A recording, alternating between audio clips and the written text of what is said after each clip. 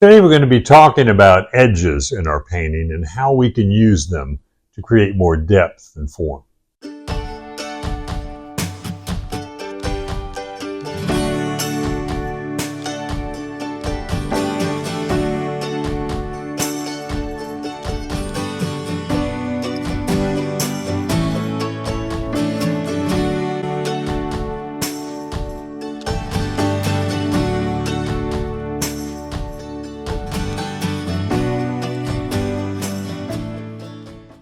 So when we say edges, what we're talking about is the line between objects. So we have an edge here, tree trunk against the background trees, an edge of the grass against the background, edge here of the shadowed grass against sunlit grass, foliage against the sky, and so on. So those are the edges that we're talking about. And how we treat those edges, how hard we make them or how soft we make them, goes a long way to give us depth and a three-dimensional look to our painting. So I'm going to look at 5 different things to kind of think about when we do edges. There's probably hundreds you can think about, but I've just picked 5. Number 1 is use hard and soft edges to direct the viewer's eye. Number 2, hard and soft edges gives the painting depth or flatness. Number 3, the camera will always give you hard edges unless you adjust it to where background goes. I guess you can use different things now, but generally, if you're pointing a camera and taking a picture, the camera sees all the edges equally hard everywhere. Number 4, an edge of dark against light is usually hard. And number 5, edges inside of a shadow are usually soft. So the more contrast you have between dark and light, generally the harder the edge. And when you have inside a shadow, like inside here, there's different layers of trees inside these shadows, but edges inside of shadows are generally softer. So that when you have sunlight against shadow, that's going to be a little bit sharper edge. But when you have shadow inside of shadow, that's going to be a softer edge. That way, things that are hit by the sunlight are going to come forward a little bit, and edges inside the shadow, are going to recede and kind of go back a little bit. And that creates depth on a flat surface. We're painting on a 2-dimensional surface, so the use of edges can turn that into 3 dimensions. So first, number 1, hard and soft edges to direct the viewer's eye. Of course, in this painting by Levitan, the tree trunk is pretty much the only thing in the painting that stands out because of a little bit sharper edges and sharpest contrast. It has the lightest light here, darkest dark in there. So that makes the tree really come forward. But he does have the sharper edges of light against dark, the shadow on top of the tree trunk, and the edges of these branches here.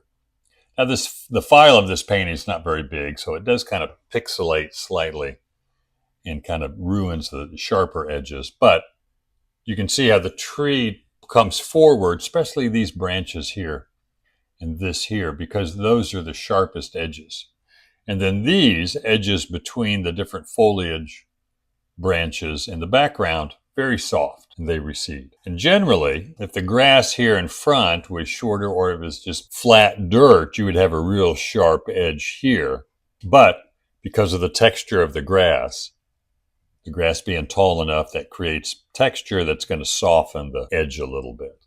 But not so much in the cast shadows. Those are probably the sharpest edges along with the branches, and that makes them pop out, come forward, along with the strong value contrast. But he does a great job of softening everything in the background. But there's a variety of hard and soft edges. Some of the edges in the background are a little bit harder, and some are really soft. These just kind of disappear, kind of obliterates the edges. And you can kind of soften edges in 2 ways. You can put down a hard line somewhere and the light value for the grass, dark value for the background.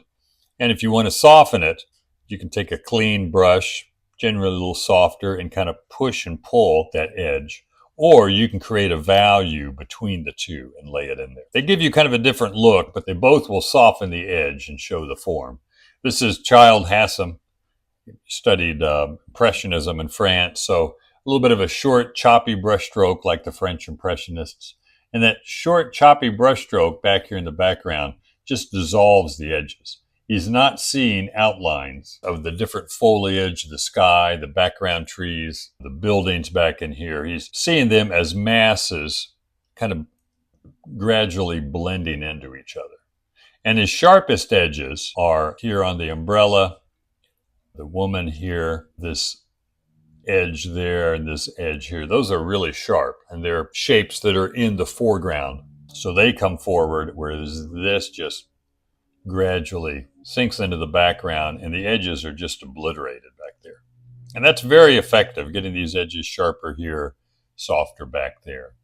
And we're used to using photography, and I use it a lot, but I'm real aware that the camera, at least my pictures anyway, everything is sharp edged. And if I copy the camera or the photograph just as I see it, I'm going to have sharp edges everywhere, and I'm going to have a flatter looking painting. So you have to be deliberate in obliterating the edges. And if you're using photography, don't copy what you see, paint what you want to happen. So if I want depth back in the background, I'm going to push and pull the edges or create closer values. Values that are real close together. Even if you have the edge real sharp, the close values will create somewhat of a softer edge. But these stronger lights, stronger darks next to each other create kind of a harder edge, and that's going to come forward. Here's a Monet. You can see the short, choppy brush strokes here. He doesn't outline anything. So as a result, there's no sharp line. Where a camera would pick that up as a sharp line, he blocks it in as one shape, gradually disappearing into another shape. And same thing with the trees back in here. These may be a little sharper edged, but they're not real sharp. You can see here too. Again, it's short, choppy brush strokes of just dissolving next to the sky. There's not a sharp edge there. There's really no sharp edges anywhere. Some edges are a little harder than others. There's a little harder edge there. But that variety of hard and soft edge and everything being a little bit on the softer side works really well. And a painting where all the edges are too soft, like if all the edges were as soft as in the reflection, wouldn't have any strength to it. But if everything is too sharp, then it flattens. It gives you just a one-dimensional feel to your painting. So another Levitan. And here you've got some sharper edges. This is probably the sharpest edge right there. It's also kind of darkest dark and lightest light. It's got the sharp edge down here in the reflection as well. But this is a lot more simple, a little flatter because the edge is kind of consistent here, consistent there. So he's not worried about creating a lot of depth here. He does have nice soft edges back in here. It's a little bit more on the flatter side. The minute your painting becomes more flat, whether it's on purpose or not, the design becomes more important. And when you start using softer edges and sharper edges to move things forward and backwards, then you don't lose the design. But the design isn't as evident as when you flatten things out. And there are a lot of artists that do purposely flatten their painting at least a little bit to create more of a design-oriented painting. And this is a bit more design-oriented. I know it's probably just a real quick, simple sketch he did and didn't mess with the edges very much. It's another Levitan, and you can see a variety of hard and soft edges. The tree here, while overall the way he's handled the foliage creates a bit of a softer edge, but there's a variety where he kind of pushes and pulls some of the edges and leaves a little bit of it sharper. So a variety of hard and soft edges around the tree. Same thing in the background, a little bit sharp there and then losing some. And that contrasts the softer edges in the grass between the different colors grass and the flowers being a lot sharper. So they're coming forward a little bit. And the sharpest edge is probably, and the lightest light is this tree trunk right there. But nice handling of edges within the grass and within the trees, and leaving the sharper edges for the edges of the trees against the sky. Here's an Alfred Sicily, and this looks like a one-time sitting outside painting, just getting everything kind of blocked in. Again, no lines around things. There's no outline. It's just shapes, brush strokes of one value kind of next to another. So there's really no sharp edges except for right in here seems to be the sharpest edges. And also the darkest dark, the white on the barge or boat against the dark hull of the boat. Those are your darkest darks and the sharpest edges. The edges in the logs here, he doesn't want them standing out too much, so there's really no sharp edges. Same thing over here, same thing back in here. There's some strong contrast back here between the buildings and the background hill. But the edge isn't real sharp, so that doesn't come forward. And the choppy, short brush strokes in the water, there's just no sharp edges there. There's edges, but they're all soft. And some sharper edges in the clouds. So for the Impressionist, you really have to look and find the sharp edges. They usually will jump out at you, and they're usually around the focal point. There's a Monet where you can see very purposely all the sharp edges are around the figures. The hat, the white dresses. Of course, the figures just really pop out because there's no edges in the background. There's no edge between the water and the background. There's no edge between the ground and the foliage. Really, some a little sharper in the reflection, but not nearly as sharp as the figures. So this is a great example of softening everything and just sharpening what he wants to stand out as important. But this is how we generally see things. If I'm staring at her, she seems to have the sharpest edges. Everything else, as it goes away from her, the edges gradually soften. And that's a great way to think of your subject, especially when you're working from a photograph. Gradually get your edges softer as they go away from focal point. It doesn't mean they all have to just disappear, but they gradually soften. You can still have variety of hard and soft edges, but it becomes gradually softer as it goes away. Here's another artist, Maynard Dixon, and here he flattens his subject and it becomes more design oriented. So the design is real important. So, these edges back in here are just as sharp as the edges on the horse and the rider and edge here. Now, he does have darker darks, a little bit lighter darks in the background. So in that sense, there's depth. But he's not worried about losing edges. He wants the sharpness of the shapes to stick out, and it creates more of a design-oriented painting rather than worrying about a lot of depth. So it does flatten a little bit. This cloud does not flatten because of his use of softer edges here. You have a sharp edge here, that's a shadow edge. And then a soft edge here, and that's kind of the form edge. And that's what makes it look like the cloud is round because of these soft edges and then the sharp edge of the shadow. So this edge here that's real sharp that's a cast shadow from the cloud. And then this real soft edge is the form shadow. So when you have a round object like this, you're going to have the soft edge as the form turns away from the light. The shadows softly get darker, and then you're left with a hard edge at the very end because that's the cast shadow from there. You can see it on the cattle here as well. So he's using his edges within the form, not outside of the form, not between the shapes. So you can see here the roundness of that shoulder. And then that sharp edge right there is the cast shadow from his shoulder. And the soft edge is the form gradually turning away from the light and gradually getting darker. So using kind of a form edge or form shadow, cast shadow, of sharper edge and softer edge to show that form. You can see it here also, lighter to darker. And it's real gradual until it casts a shadow. So again, his hip bone here, the cow's, he or she, has a sharp edge here because that's a cast shadow, and a soft edge here because that's a form shadow. So thinking of hard and soft edges on forms to make things three-dimensional. Also see it here, that hind end of the horse, sharp cast shadow and softer form shadow. But he does not worry about the edges on the shapes themselves, the outside edges. He keeps those sharp. And that makes the design more evident and actually a lot stronger. The Impressionists did that. Mary Cassatt, they influenced by Japanese block prints, which were flat. And they used that flatten, especially she did in her interiors, where she would flatten the background and show the form in the figures themselves.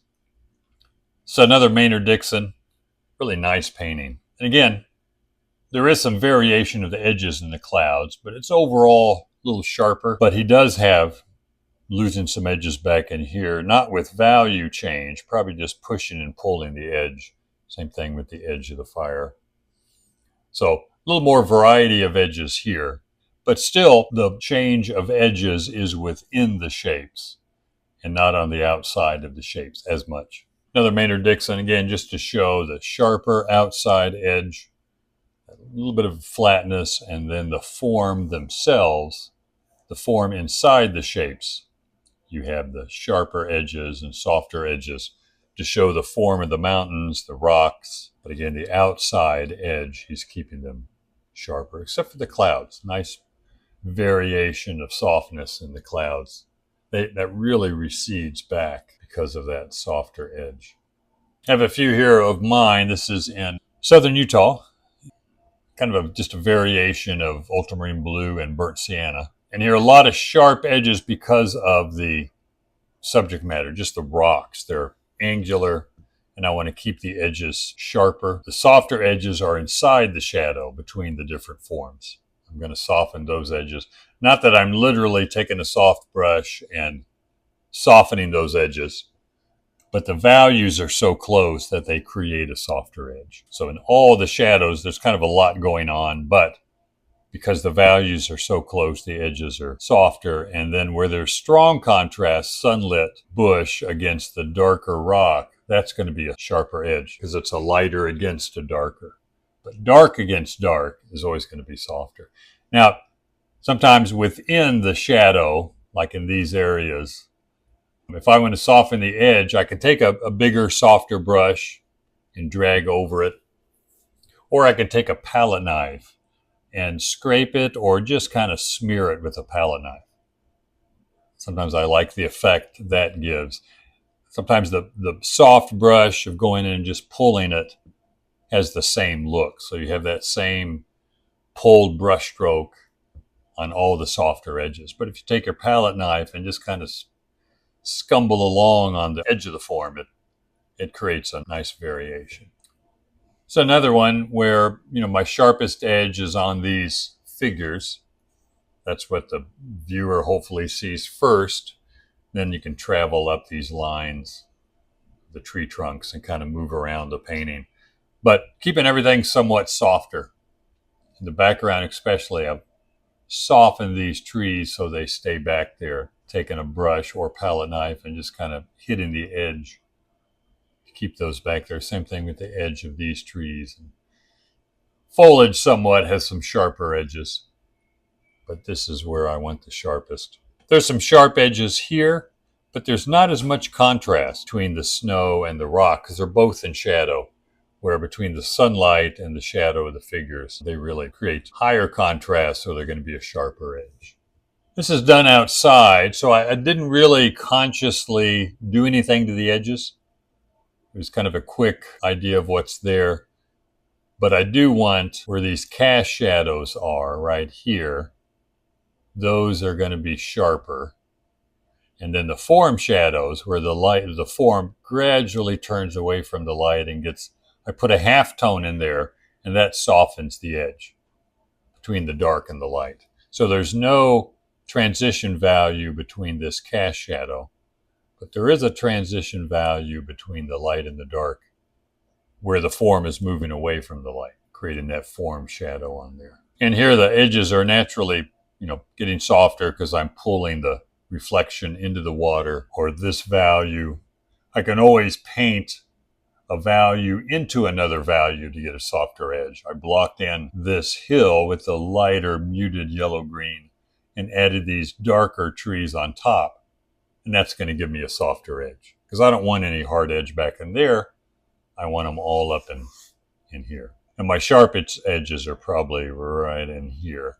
This one also, my sharpest edge is the sunlit snow against the background. And then everything within the shadow I want to keep softer, although I do have some sharper edges inside the shadow. Smaller painting, maybe in a bigger painting, I would lose those edges more. But I kind of like them in a smaller, it's a 10 by 12. So leaving these sharper edges in the shadow, I kind of like the way they pop out a little bit. If I were to do it a lot bigger, I would soften those. Again, take a palette knife and just kind of scrape over it a little bit, or scrub over it with a palette knife, or a soft brush, and get those edges softer. But these are my sharpest edges, the sunlight against the shadow. Even though that's in the background, it's still going to get a little bit sharper edges because there's no sunlight in here to create harder edges. But I do have a variety of value changes in detail and contrast in front that pulls the foreground forward, even though the edges are a bit softer. Last one. Now this one, I intentionally kept a little sharper edge to make the design a bit more important. Smaller painting. So sharper edges in all these value changes in the trees, the darker blue-violet against the yellow-orange and yellow-green, the pine trees against the yellow. So lots sharper edges, even the background mountain. A little bit sharper to make it more design-oriented, because I really like the design of those shapes, that kind of abstract feeling in there of the shapes kind of interlocking. Here I'm using soft edges in the clouds to create more form and shape in the clouds, but not so in the mountains. I've kept the edges a bit on the harder side to make those shapes and designs stand out. Then these branches here, because they're in the foreground, a lot sharper, a lot more detailed to kind of pull that forward. Hope that makes sense. Edges are really important, and I think if you haven't been painting very long, I would focus more on composition and values, color temperature, and then focus on edges. Taking kind of one thing at a time makes it a bit easier.